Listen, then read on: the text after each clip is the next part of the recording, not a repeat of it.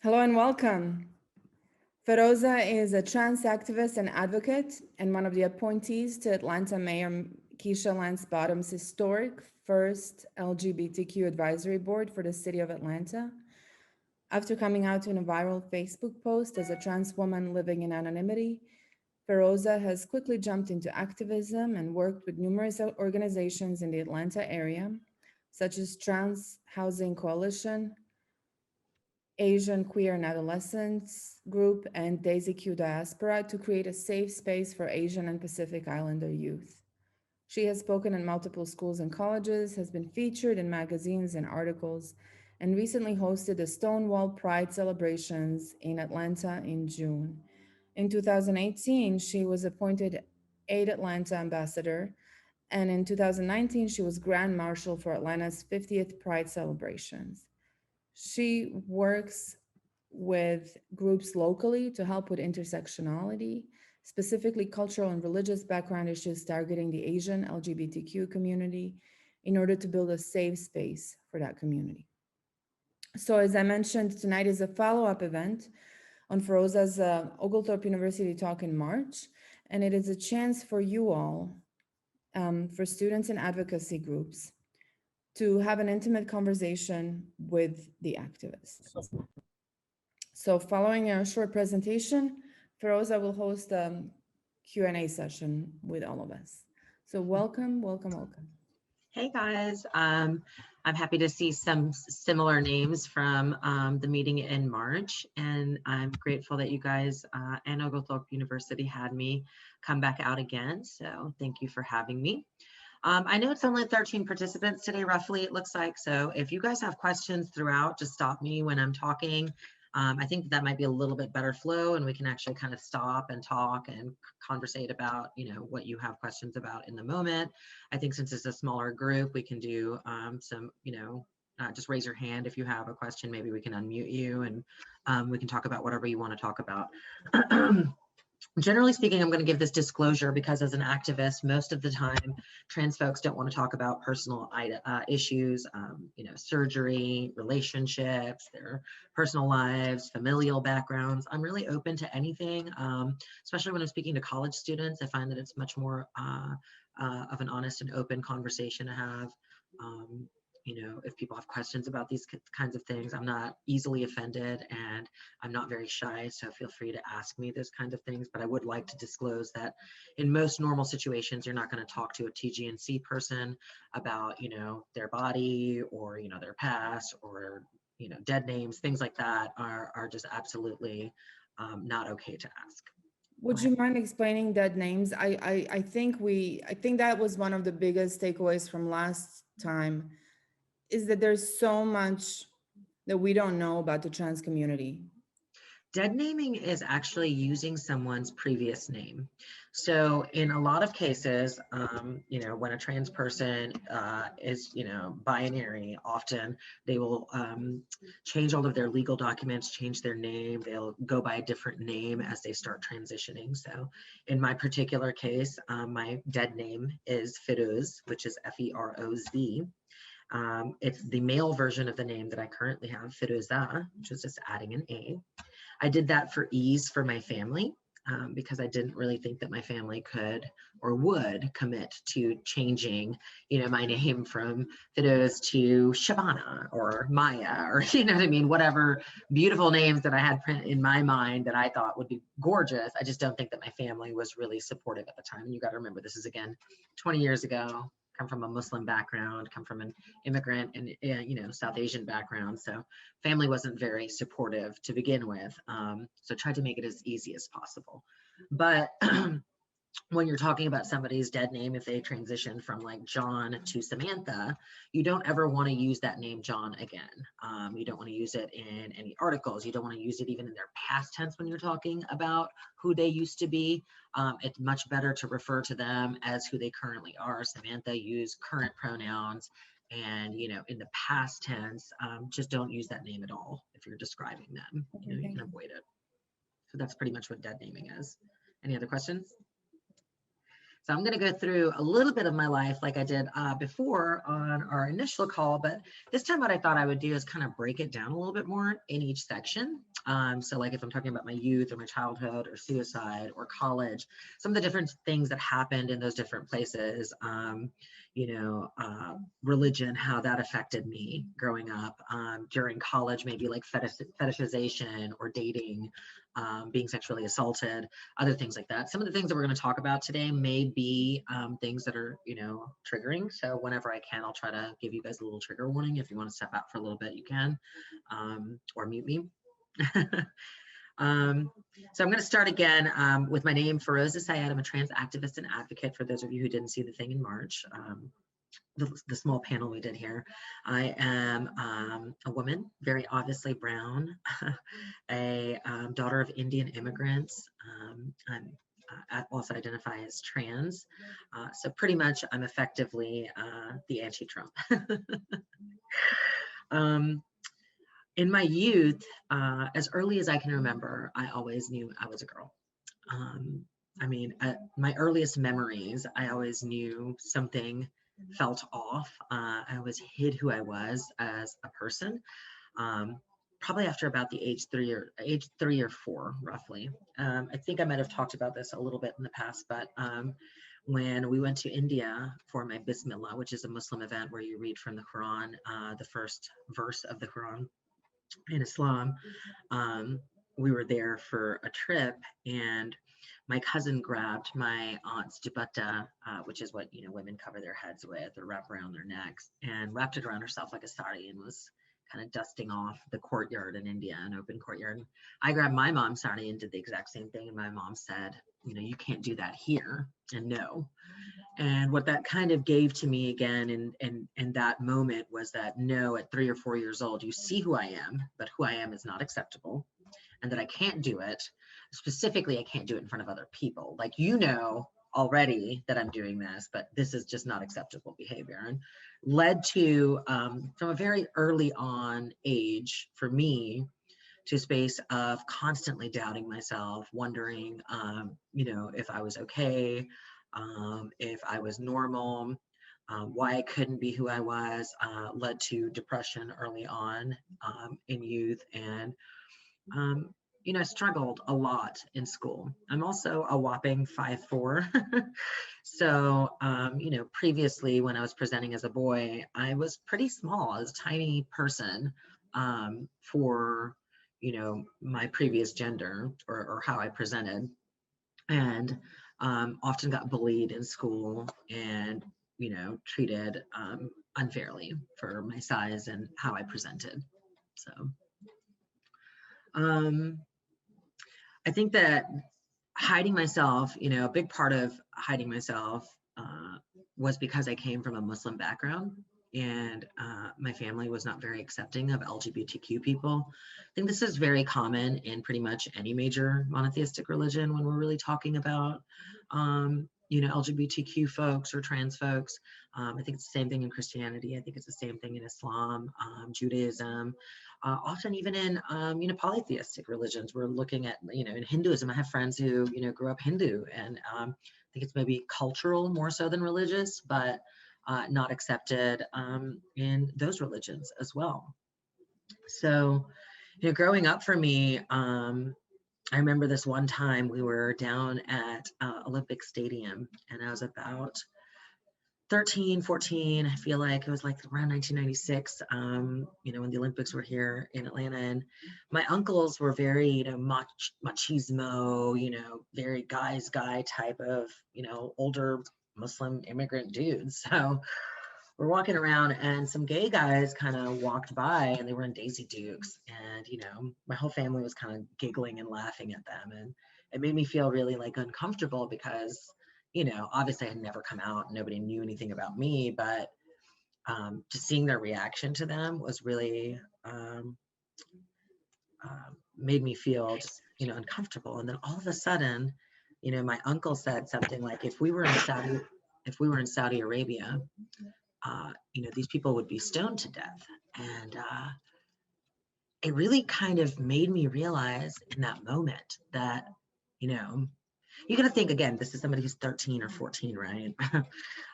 From a young age, I've been taught, that this is, sin and it's hell and this is what happens. But when they were kind of talking about that and almost, giggling about it, the guys, it made me feel like in that moment, if I ever were to come out to my family, that I think somebody may be unmuted. I'm not sure who. But as I tried to process that, I realized that if I were to come out, my family could potentially treat me that same way. What if they were to send me off to Saudi Arabia? Or what if they thought this is how I deserved to be treated because of who I am? Which is where I think as I started heading more and more into an enclosed space, as you're getting a little bit older, you're supposed to be kind of really coming into your own, right? So as I'm getting into this teenage, high school age, I feel like I was regressing at the same time that, I'm supposed to be progressing, right? So my first trigger warning, we're going to talk about suicide here a little bit in high school. So if you want to step out for a couple minutes, but as I started pulling into high school, I think is when I really started realizing this crazy, dichotomy of who I was as a person and how I was alone in my room behind locked doors, and who I was when I had to be outside of my room. And, to give you a better idea, I mean, like I played the whole role. I had 3 brothers and, and talking about girls and, walking a certain kind of way and doing my whole thing. But then I'd go upstairs in my room and lock my door and play music and put like a little black t-shirt on my head like it was my hair, and wear my mom's heels that I'd snuck out of her room and hidden in the bottom of my closet in a box, and it got to a point where at like 14, I felt like all the time, all I ever wanted to do was really be who I was. And I always had to present in a completely different way. And that balance wasn't fitting anymore. So by the time I was 14, I just really didn't want to do it anymore. And this is kind of where faith comes in. Growing up as a strict Muslim, a Sunni Muslim, we were taught suicide was, the ultimate sin. You were locked in purgatory between heaven and hell, and, until the end of times. And if you even thought about suicide, it was a sin, much less tried to commit suicide, right? But when somebody doesn't have any other options, you can't be who you are. You're not happy one way, you're not happy another way. I think that it just leads to a place of I just didn't even know what to do anymore. I was miserably depressed and unhappy, and I started doing what I think is called cutting to most people now, which is using a knife and kind of slicing into your wrists or your arms, and used to do it in various different places on the inside of my wrists. One of the reasons why I used to do that was because in my mind, I had somehow justified that if I accidentally one day really did cut deeply enough, it technically wasn't suicide. It was just an accident that day, right? So this is again in the mind of you got to think about this, like a 12 or 13-year-old, 14-year-old kid. He's thinking, I won't be technically killing myself because I just cut a little bit every day. So if it just actually goes into my wrist that day, then I'm not a sinner. It was an accident, and then God will forgive me because, that's how I had justified kind of getting through that moment. Continued doing that, never really kind of came to fruition. And there was another triggering event. I can't really recall what it is. A lot of times people who have kind of almost like PTSD syndromes. A lot of trans folks, specifically people who like also have been molested or other things like that in youth, hide away memories. And I can't unlock a lot of my memories in youth. It's actually kind of weird. I put things into packages and run and keep going and deal with things. But whatever the event was, I remember that my cousin was at the house that day, and I took a bunch of pills. So I was just finally kind of over it. And he ended up calling my mom. And this was the day that my mom found out I was trans. So it wasn't a pretty coming out situation like we often have nowadays, where people are on video or camera and sitting down with their parents and telling them. And my situation was my mom giving me a whole bunch of warm salt water to throw up a whole bunch of pills that I had taken. And in that moment, my mom, being, South Asian mom, was crying and just saying, why and how and what can I do to make this go away, and why would you ever do this? Because at this point, my mom has no idea, that I'm even LGBTQ or LGB, much less trans, right? And doesn't really know what's going on. And I told her I feel like a woman. I've always felt like a woman. I don't know what to do anymore. I feel like a girl. I want to be a girl, and I don't understand how to live like this anymore. And I'm going crazy. And in that moment, she said, "Everything's going to be okay, and we'll take care of this. And don't worry," which was comforting in the short term. And then we went into fixing mode. And from there, for the next probably a year and a half, 2 years, it was therapy and trying to take me to places to see if we could get this fixed, and talking to imams in India and priests, and, trying to figure things out about, to the point where, is she possessed? Did somebody put a spell on my child? Like why? I mean, you got to think about again, some families coming from different backgrounds and immigrants.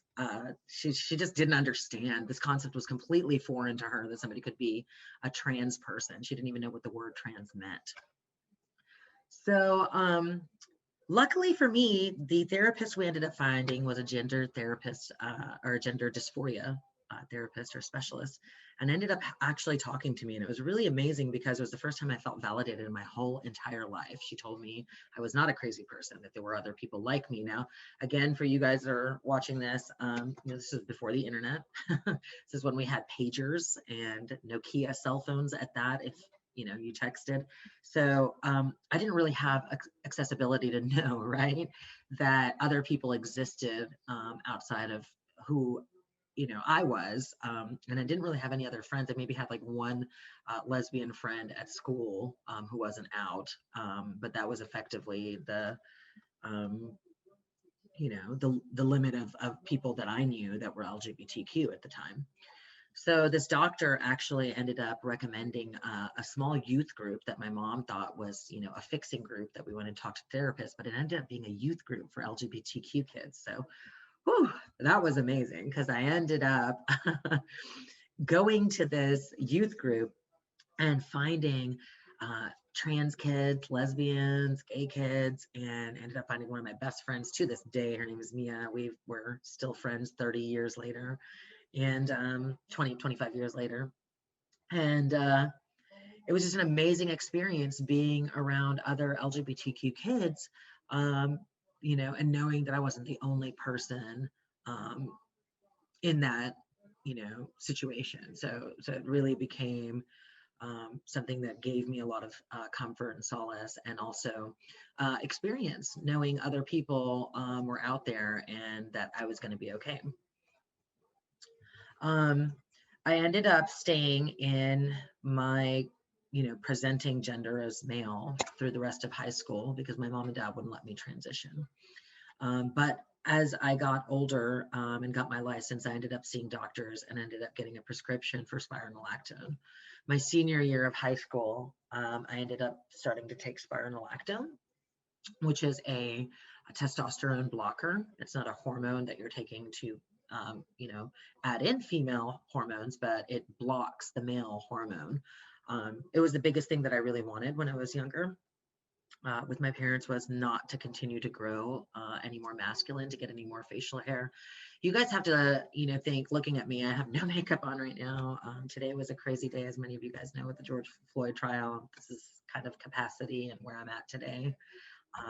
But I used to have a full beard. I mean, I'm talking about, an actual beard, and spent $15,000 in electrolysis just to get rid of my beard, and spent 4 to 5 years doing that. And it's called blend thermolysis electrolysis, where they'll stick a needle into each follicle of your hair, burn it, electrocute it, then tweeze it out, and keep damaging that hair until it grows back finer and finer and finer and finer. So when we talk about trans kids having accessibility to hormones early on, or hormone blockers early on, those things can be life-changing. They can be life-affirming. They can make or break our presentation later in life. So it's extremely important that if you know somebody who's TGNC in your life or a younger kid in your family, that you help express for them how important it is to have accessibility to those kinds of hormone blockers and things like that, because it really makes a big difference. Go for it, Layla. Thank you. I totally have a question. Mm-hmm. Um, that is such a good point. And I was just wondering at what age is it, I want to say appropriate. At what age do we feel like children know? So And I'm a big with my believer. parents to, sort of help because like I have a kid, so I'm responsible for her until she's an adult, right? Yeah. So I mean, I need to know at what age is she 100% Yeah. sure. Yeah. So what I would say is like any normal, not normal's not a good word, like any child in general. By the time you're in your early teens, you're probably experimenting a little bit, right, with gender, maybe presentation and orientation, right? Like some kids may kind of mess around a little bit and realize this is not my thing or this is my thing. And up until that age, I Yeah. think that making any major changes is not advisable. But Right. one of the biggest misconceptions about TGNC children is that people are making major changes to kids, and we're not. No trans kids get any major kind of surgery. No trans children, TGNC folks, get really any kind of major medication or anything like that until you get to that puberty age. And when you're at that puberty age, really the only thing that you're probably questioning is whether or not to start a hormone blocker versus a not blocker. And I think that by the time a child is 12, 13 years old or 11 years old, they've probably been presenting the way they want to present for about 5 or 6 or 7 years. I mean, if I had the ability when I was 3 or 4 to be more open with my family and out and had a more affirming atmosphere, I would have definitely been from 4 years old all the way through probably 11 or 12, presenting as a girl, like many of the people that we see nowadays, when they're in an affirming family. Okay. So my advice to most parents is that until puberty strikes, you really don't have to worry about anything, right? Just let your child present how they want to present and figure it out step by step. If your child feels that they are binary and hands down is committed to one of the two genders and feels like they need to be on a hormone blocker by, again, 11 or 12 years old, I don't think it's a huge deal to start them on hormone blockers, right? And see and at least stop any further transitioning. For females, that's breast development, and that's a major surgery again later. For males, that's lots of facial hair growth, widening of your shoulders, Adam's apple. It's just, it can take a lot of facial feminization surgery and a lot of money and pain and suffering to reverse those things. So by starting a hormone blocker at that age, you give the child another couple of years to really get their bearings. And then I think that, yeah, by about 13, 14, if they want to be on the hormones that they want to be on, totally allow your child. And I think each child is a different child, right? I was gung-ho and knew from a very, very young age where I was at. And then I think that some kids may find themselves in a space right now where they're non-binary or gender non-conforming. These are amazing terms that, people now use that weren't as common in the past, where they don't necessarily reflect one gender or another. So allowing a child who fits into those, that beautiful part of the trans spectrum, to really figure out where they want to be. And if they want to stay right in the center, they don't have to do anything, right? Maybe they just kind of want to block their hormones, but they don't want to take any further hormones to be on that binary spectrum, right? Go from female to male or male to female, just kind of block any further growth. But yeah, I think that allowing your child to kind of guide you in that way and having faith in a child that, again, at 12 or 13 has been probably telling you for 7 or 8 years that this is how they feel, believing that really matters as a parent. Does that answer your question? Oh, definitely. I completely agree with you. I just think it's really an important conversation because I know that people are hearing what I want to say are misconceptions, right? About, and you mentioned it, right? Like nobody is going to take an 8-year-old to surgery or anything like that, right? I mean, there's this sort of fear and worry that children will somehow be damaged in the opposite direction, right? Like if we're all supportive of differences. And I just wanted to make sure that we talk about it and understand that that's not at all what's happening. Well, there's people who do damage children at birth and 1 year old. It's mostly intersex children, so children who are born with genitalia that doesn't necessarily maybe fall into both either gender. And a lot of people, and it's commonplace, has been commonplace for decades now to pretty much effectively mutilate children's genitalia and select their genitalia or their gender at birth. So a lot of people don't know this about the intersex community, but yes, it happens all the time. And then a lot of people who are in the intersex community end up identifying often sometimes as trans too, because they were transitioned in a sense, right, into a female at birth, but they really were male and were mutilated in birth. And then all of a sudden later in life, come to be So you're basically saying boys. there's like society sanctioned mutilation Yes, happening which every happens day. and Right. happens still to this day Right. We around. just don't think of it that way because that's something that we just let the doctors decide without questioning. Well, there's a whole movement now to try to stop it much more than ever in the past. But yeah, it doesn't really make sense. You should let a child select their gender if they have, any kind of combination of, genitalia or, that's not a choice somebody should be making for the child. They should just leave the body parts as they are until a child can make that decision for themselves. Yeah. It doesn't really make sense to me why people would do that. But that being said, I will move along. Where was I before we were talking about children? Oh yes, hormones and hormone blockers. So after that, I ended up graduating from college, and my parents moved to Virginia. And my freshman year of college, I believe it was my freshman year, could have been my junior year, but first semester my junior year, but I ended up actually transitioning. And what used to happen in the past was I would always just dress up as a girl and go to the clubs and, go out with my friends. And I remember I had this one outfit. It was this printed skirt, this rust orange top, and a pair of orange heels, which is so weird. It was like the 90s. I don't know why everything was so bright. And I wore this outfit on Saturday, and then I wore this outfit on Sunday. And it wasn't some crazy planned thing where I was like, I'm just changing my presentation. It just happened. I was like, I'm not going to put on another outfit again. I just want to wear this and I'm going to go to school and this is how it is. And that Monday I went to school in the same outfit. And after school on Monday, I went and bought 3 more outfits and that was it. I just never went back as, presenting as a boy. I was just tired and finally had enough courage to do it. My parents were not in the state. They were living in Virginia. I was on my own finally for a while and had some breathing room from a repressive family and decided to go ahead and come out.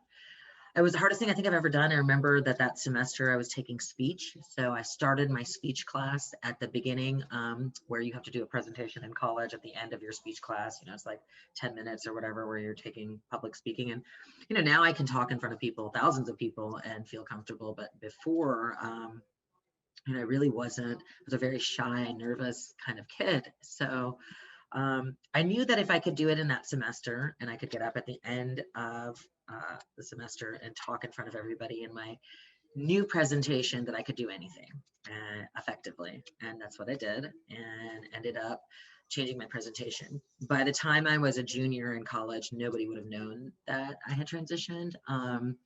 Again, 5'4", at the time I was a whopping 115 to 125 pounds, very passable, tiny. I had started electrolysis, a little bit earlier before that, and it was fine. So I'm gonna stop again here and give a little bit of a trigger warning because we're gonna talk about fetishization and rape.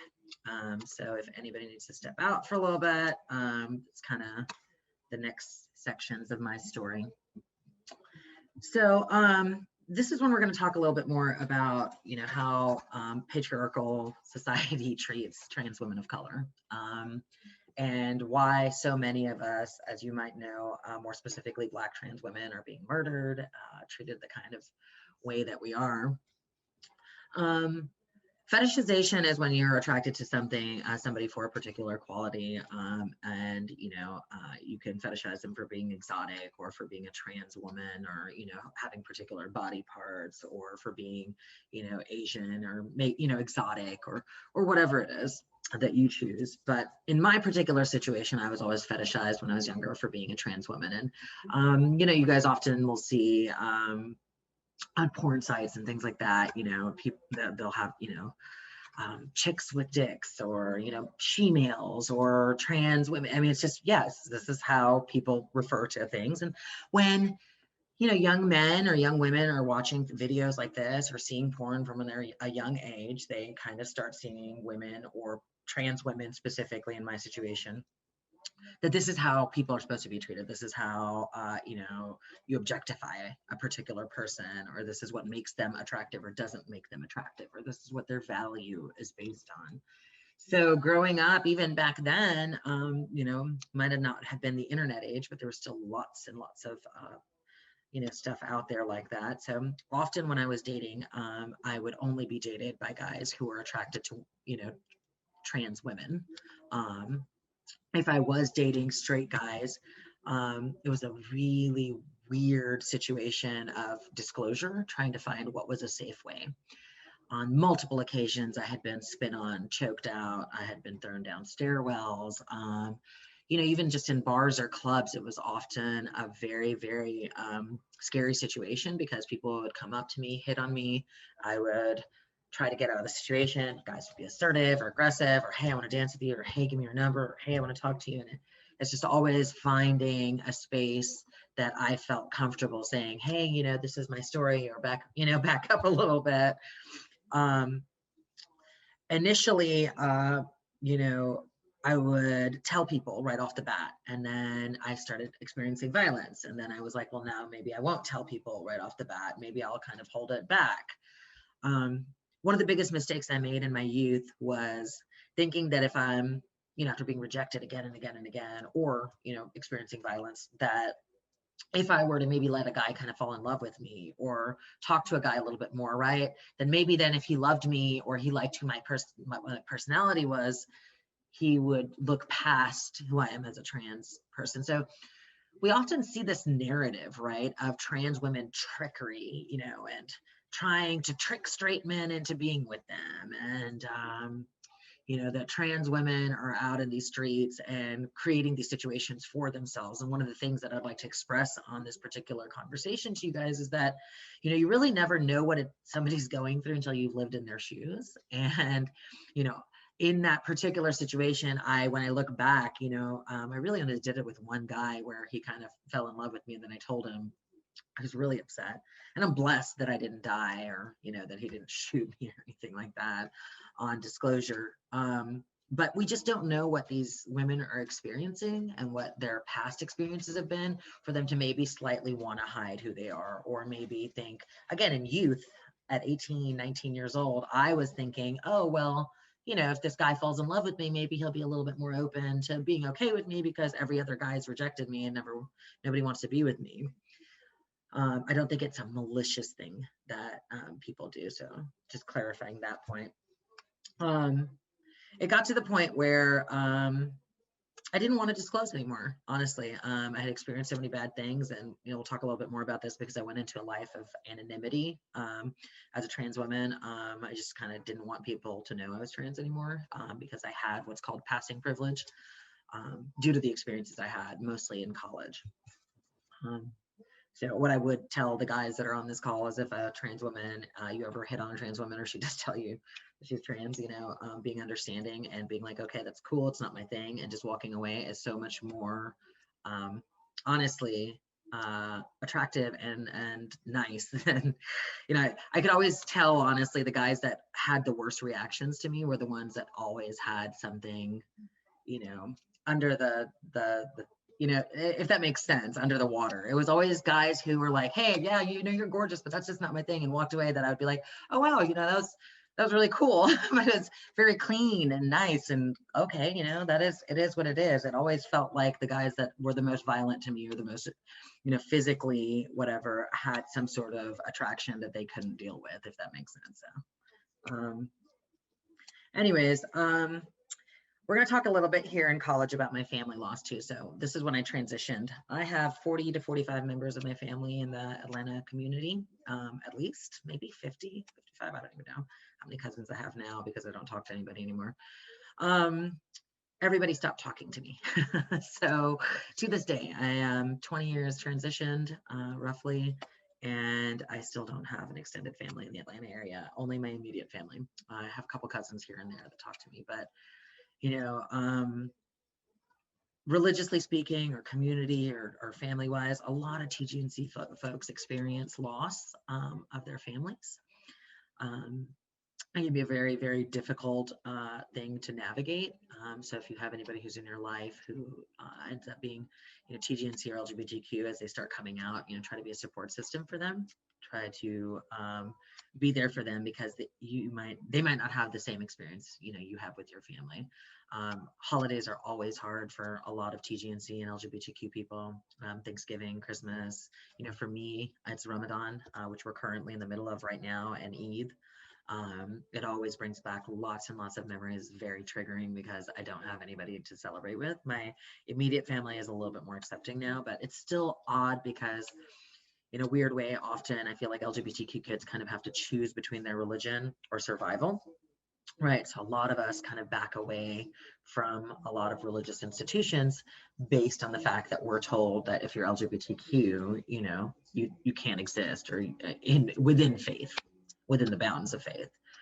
So lost the vast majority of my family. And this was, people that I hung out with every weekend. Like all my cousins got together. I mean, South Asian families are very, very close and get together, every other weekend, every weekend and hang out. And so it was a pretty big, hard loss for me, which led to a lot of, in college for me, drinking, drug use as is normal and, trying to get out of my mind and deal with things the way I could. After college, I ended up moving into my career. I ended up getting into real estate. And at the time, I met my ex-husband and at a bar. And he looked like Chris O'Donnell, and he was super cute. The guy from Batman. He was the one who was Robin. Blue eyes, blonde hair. I thought, oh my God, this is the one. But, for me, moving into that relationship, what I will say now, and I look back at what I realized about myself, and I think about a lot of women in general, people who might not even be TGNC on this call can learn from this experience, is that I think when you've been rejected again and again, or you haven't found love in the right ways, often you're willing to take what you can get. One experience I've definitely learned from was my ex-husband, that I should not ever settle for anyone ever, that no matter what, you should always kind of stick to your guns on what you want in somebody and what you're looking for. But he was a good man. We ended up getting together. We were together for 12 or 13 years. Lots and lots of great memories through all that time, and just wasn't a good fit. So I ended up leaving him after coming out in 2018. But I think that part of my thing was being fetishized so much in youth. When I found somebody who actually found who I was as a person attractive, not just what I was as a person attractive, made me instantly think, oh, well, this is the one, right? Because this guy doesn't care about what's in between my legs. He cares more about what's in between my ears and what's in my heart. And it was the first time I experienced that. And all of a sudden, when I experienced that for the first time, it probably should have been a boyfriend, not a husband. But I could tell that to my 20-year-old self now, but I didn't know any better back then. At the same time that all of this was kind of happening, coming out of college, right around then was the same time 9/11 was happening, to 2001. I'm Muslim, Islamophobia was taking off. People were throwing my brother up against, he's in high school, against his lockers, go back to your country, you Arab, and we're not even Arab, we're South Asian, and it was a mess. But after that, being a trans woman back then when TSA first started and trying to get onto a plane, I cannot express to you how difficult it was for me at times to be a Muslim woman with my middle name. My family's surname was Muhammad. pre-op, remember, at the time. So I was still using a gaff to kind of hide everything and get onto a plane. But I'd literally, like, one time I was flying into, Boston with my girlfriend, and I got searched once, and I got searched a second time. I carried a letter from my doctor that said I'm a trans woman, that I'm a pre-op trans woman, just in the case that, like, something crazy happened and they tried to undress me, or, you know what I mean, and do anything else. And one time they came onto the plane after 3 searches and were like, Mrs. Syed, we need you to get off this plane and, go back with us again and answer more questions. I mean, it's insanity also. A lot of intersectionality, being, brown, Muslim, trans, and a lot of these times where just one of those identities was making and breaking people. So really proud that I kind of was capable of getting through a lot of that craziness back then. I'm gonna jump ahead, I guess, to coming back out because we got about 20 more minutes. I want to leave a whole bunch of time for questions. So it was 2016 that roughly I kind of knew that things were starting to really change for me. 2015, Donald Trump was coming out, and I know this is not a political place, but I want to make sure that I do talk about it for a second and where I was. Being a woman of immigrant descent, being a Muslim woman, being a trans woman, being brown, having my family have lived in Charlottesville, Virginia, where all of the things happened, when he first became president, and all of that. It was just a lot of triggering stuff going on in 2015, 2016 for me when he won. I decided to try to be a lot more politically active. I ended up getting in a lot of spaces where I was being politically active. In 2018, I was I worked a lot in the Abrams campaign. What I realized coming into all those spaces was that I constantly hid myself. So say I'm brown, or I'm Muslim, or I'm a daughter of Indian immigrants. But when it came to being trans, I just couldn't say it. I built a multi-million-dollar real estate career at that point, producing, $10 million or more dollars in sales a year, working for Atlanta Fine Home Sotheby's, which is a premier luxury brokerage. And I just didn't want to lose my whole business. I didn't want to lose my whole life. I didn't want to lose everything because I came out as a trans person at this point in my life. So this was after being hidden, in a sense, for 10, 15 years since college, going through my marriage, living the whole life, And then in 2016, 2017, I was pretty depressed with where the country was going. I didn't know what to do. And I kept feeling overwhelmingly like I needed to come out, and ended up talking to my brothers and my parents and telling them that, we had this agreement that I wouldn't come out because I have passing privilege. Because of my nieces and nephews. I have 6 nieces and nephews under now 9 or 10 years old. But at the time, my brothers, they really didn't want to expose them to my transness. So I told them that I didn't care anymore, and that I'm going to be who I am, and that at some point or the other, the kids are going to know anyways, and I'm just tired of living my life like this. So I came out in 2018, February 1st of 2018, to a semi-viral Facebook post. I went crazy about me being Muslim, brown, trans, and all these other things, and what it felt like to live my life in that moment for the last 2 years under the Trump administration. That got something like 75,000 likes and shares, and I think it got picked up by like Pantsuit Nation. Boom, boom, boom, boom, boom. All of a sudden, the next day, Atlanta Journal-Constitution is calling. 2 other people are calling. They want to do articles and stuff on me, and then I had my 15 minutes of fame, which was insanity. It ended up going effectively to this day. I still do panels, calls, excuse me, magazines, and I'm an activist. I think I just used the moment to see how I could help my community. Since 2018, I have been Aid Atlanta Ambassador, Grand Marshal, appointed to Mayor Keisha Lance Bottom's first ever LGBTQ advisory board, been on stage with Tan France, Wanda Sykes, Tig Notaro, you name it, had an amazing experience, have talked to thousands of people, if not tens of thousands of people, met, the likes, and been with John Ossoff and, Reverend Warnock and Stacey Abrams and other folks. And then more so than anything else, I think, been around loads of amazing activists and advocates in the Atlanta area that work for racial justice, trans justice, women's rights, Asian rights, Latinx folks. I mean, just name it, you name it. I have all these amazing people that are in my life now, that I look up to as icons in the activism circles. I've only been doing this for about 3 years or so, 4 years now, and I'm proud to be around them. So that being said, I'm going to leave it open to some commercials now. I'm sorry, not commercials, so questions now, and go from there. And again, guys, I'm totally off today. I really want to be honest. Like, the George Floyd trial today has had me for pretty much 48 hours in a hot mess. But today, for the last 3 hours before this, I had been pacing around my house. My dog was looking at me like I was a crazy person for the 3 hours. So I hope you guys can understand that I'm a little bit off today. Any questions?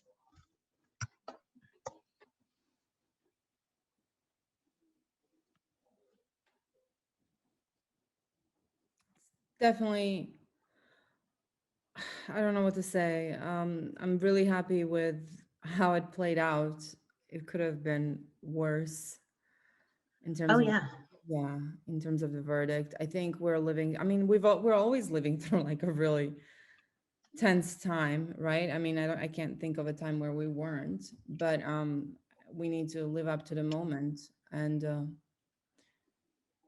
I want to say it's all about intersectionality in a way, because you're a trans activist, but it's not just for trans people, right? I mean, we're all in this together. it's all intersectional, because when you think Right. about even within the trans community, the people that are the most marginalized and the most disenfranchised are Black trans folks, Yeah. more specifically Black trans women. So all Yeah. those identities add on top of one another to create the situations in which systematic racism and, oppression happens. So it's, being a woman, okay, well then being a Black woman, then being a Black trans woman, right? And um, those things add on top of one another to create, layers upon layers upon layers of oppression Yeah. and pain and suffering. So yeah, part of my work as being an activist, for being in the trans community, was definitely uplifting the voices of Black trans folks, because without uplifting Black trans folks, you can't uplift trans folks. So, in any different um, space that we're talking about in advocacy or activism, really, uplifting BLM and Black Lives Matter in every aspect of advocacy, whether that's Asian advocacy, that's, Latinx, that's women's rights, that's, trans rights. By doing that, you ultimately pull everybody along, you I mean, know. I think we also should be talking about men's rights. And I'm not, I mean, I know it sounds like a joke, but I think to an extent, feminism, for example, is also for men to be able to express their and explore their full humanity and not be shoved into a box as well, like in a performance sort of masculinity, as opposed to like actually figuring out who they are. Just because they have all the privilege Yeah. doesn't mean it's not in some ways traumatic.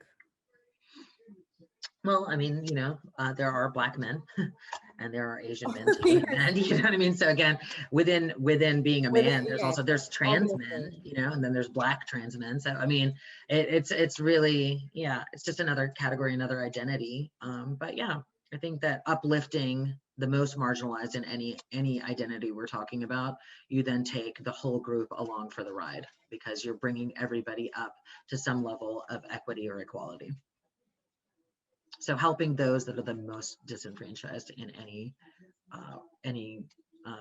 identity is what's going to really pull Do you people. have any words of advice for how to handle people in marginalized communities who continue out of their own trauma to behave oppressively towards others? Hurt people, and there's really Yes. nothing Oh, you can yes, you do said about that that. last time. I Mhm. know, but what do we do about that? I find that You so, can't do anything about that. You can help inform folks and you can talk, but let's talk about racism in the South Asian community, right? no, I Like, know that's like far, so far from I'm us. South Asian. Desi people are horribly racist against Black folks. And, at the same time, South Asian folks, are being treated horribly, after 9/11 or, where's the red dot or camel jockey or sand N word or, you know what I mean? And there's all this oppression and racism against brown folks, but then brown folk, it's like othering others helps people who are already being Yes. hurt try to live in the trauma or the pain that they're in. But what you have to do is slowly but surely humanize everybody, make sure that everybody understands, right, that there's other levels of pain and trauma, and have these conversations and talk about things openly. Like, crazy thing is 10-15 years ago, my family would have never been talking about race or openly discussing trans things or issues. It's insanity for me to look back now, at my family and see how much change has really come about from me being who I am and being open and out and being an activist or being in these spaces, and seeing how that's kind of trickled back down to my family, to my, extended family, my mom and dad, and how they interact with people and what they've learned. We teach our elders, we teach our communities, being vocal and being open and telling your stories and humanizing your experiences are what changes people. And oftentimes I find that, like, in our communities, whether that's like in Muslim communities, Christian communities, white communities, brown communities, Indian or immigrant communities, all it takes is really one or two people kind of going back out and talking about things and opening people's minds in those spaces, or in their particular church or their congregation, or my neighborhood. I'll give you an example. 6 years ago, 5 years ago, when I moved in here, roughly into this neighborhood, there was not one BLM sign. There was never a rainbow flag that flew anywhere in this neighborhood. I live in Tucker, which is, right on the perimeter of 285, kind of near La Vista and stuff like that. I moved in and I was like, woo, I'm putting out my, progressive signs and all my politics stuff and all that kind of stuff. About 2 years ago, I put out a rainbow sign, a rainbow flag or something. One more showed up on my street. And then, George Floyd happened, and I like just BLM'd the hell out of my front yard. Like, there was, I have a corner lot. There was like 3 different signs, and then boom, 2 houses down, one showed up. 3 houses down, another showed up. Now people come into my neighborhood, and this is like, literally. I think it happened because we all just got vaccinated. I had my first get together at my house. All my friends came over about 3 days ago, 4 days ago, and they were like, dude, you live like in the most progressive neighborhood ever, blah, blah, blah. There's like all these signs everywhere, blah, blah. And I was like, I think it was really just a couple of us figuring out that, we wanted to make a stand on what our beliefs were, or what our value systems were, and putting out some signs, and then other people started doing it. And it's crazy kind of seeing how progressively over the years, everything has changed and more people have come out and, are okay with putting their values out there in that way. But I think it's just conversations. Yeah, same thing happened in my neighborhood actually. Yeah. Some I'm gonna sound ageist and I don't mean to, but some older people are trying to now have a law for our neighborhood where we can't have signs out because we all have like these rainbow signs, like rainbow flag, love for everything. They're like, signs, no. So next weekend I get to shut that down. Yeah. HOAs are fun. Yeah. So, But I anyway, mean, I think, yes, it's a wave of change, hopefully. yeah, it just takes one or two people doing it. And I, sometimes, like, me going out and telling these stories actually humanizes me to people that like have never experienced that. Sometimes Yes. it's kind of hard because going through your trauma again and again and again and again is not really a fun Okay. experience. But, Very talking to people about what you've kind of been through sometimes helps people understand, what your life has been like, and then they can put themselves in your shoes.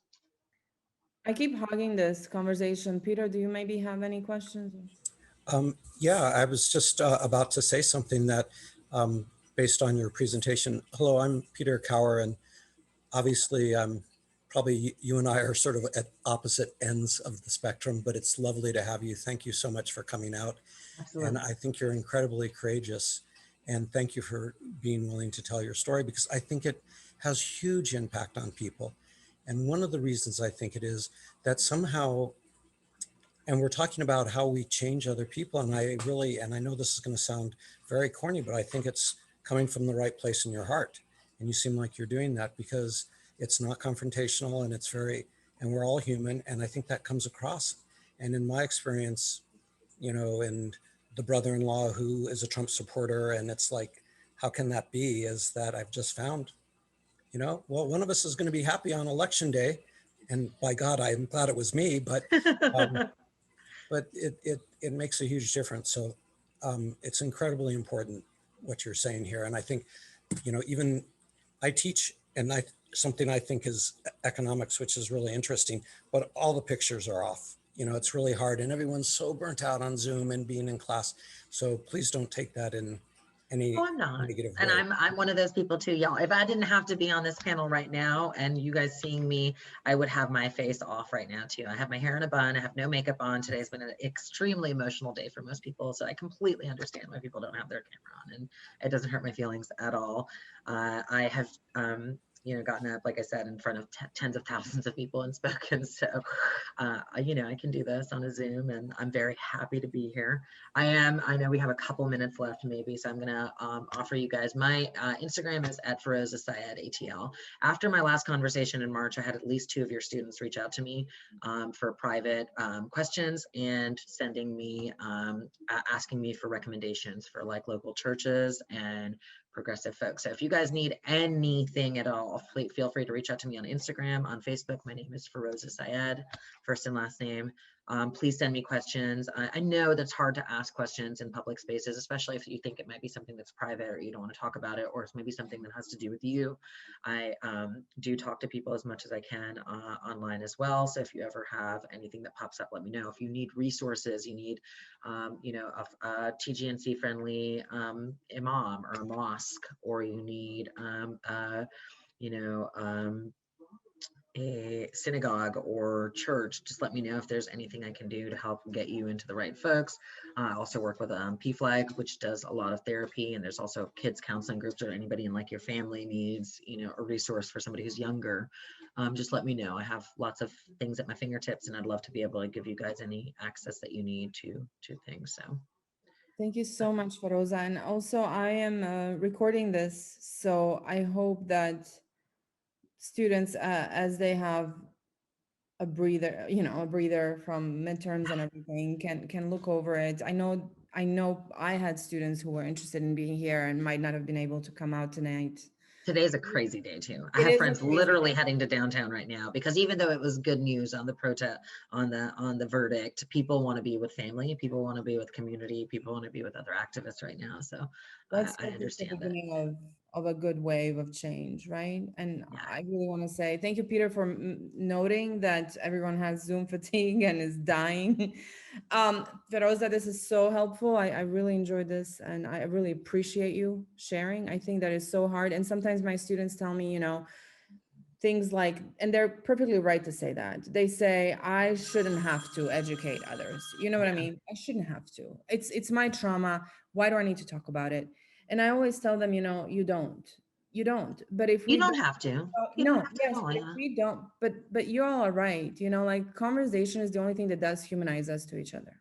Sometimes, and sometimes, I don't want to talk about my stuff. So I agree with No, oh a lot of no. your students, that sometimes it can be, it's not necessarily, it shouldn't be our burden to bear as the No. marginalized community. 100% agree with you and your students that shouldn't always bear on us. But this is the life that, sometimes as activists and advocates, we choose to go out and, do that.